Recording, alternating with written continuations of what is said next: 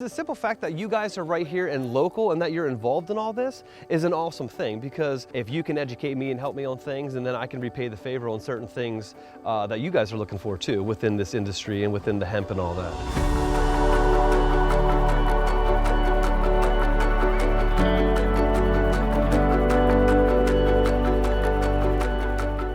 So while we are doing observation on the yield, we are also doing observation on the quality of it.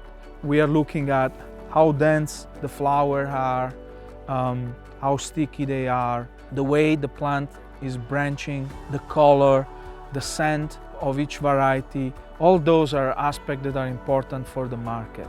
You harvest it, bring it from the field, hang it in your dry room for 7 to 15 days. Once it comes down, you can put it in containers, totes, bags. Once that process is over, you buck the flower, and then you may trim the flower, whether you do it all by hand or you use a machine trimmer, and you'd still touch it up a little bit. And then it's all about sorting for your quality assurance and weighing and packing everything to be shipped out.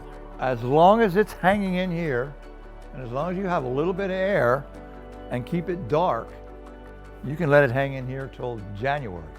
We picked this particular barn because at this end there's 5 big fans, because I learned all that from a gentleman up in New York, and I kind of copycatted what he did as far as hanging it here and drying it.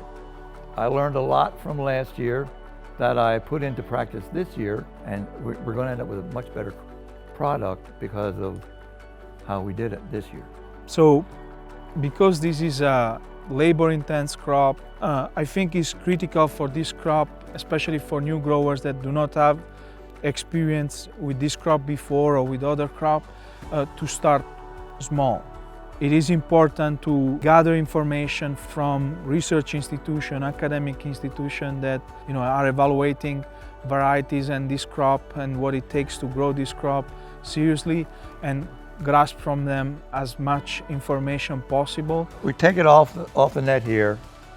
We take it over to that other building where the machine is. It's called a triminator, and what it does, there's knives in there that cuts the leaves off, and all it leaves is the buds. But there again, you don't want to leave it in there too long or you're going to damage the buds. And then you can take it to the next step, which is hand trimmed. And there you use a little snips, and you go in there and you get all them little leaves off, all those little fine things that the triminator didn't get. And this is pretty much right here is what it looks like after it's hand trimmed. Penn State does a lot of collaborative research with private industries. Hemp is one of those products like corn where they claim, there could be 1,001 uses, but we're trying to delve into some of those issues and potential uses and see what kind of a future they may have here in the state and across the nation as well.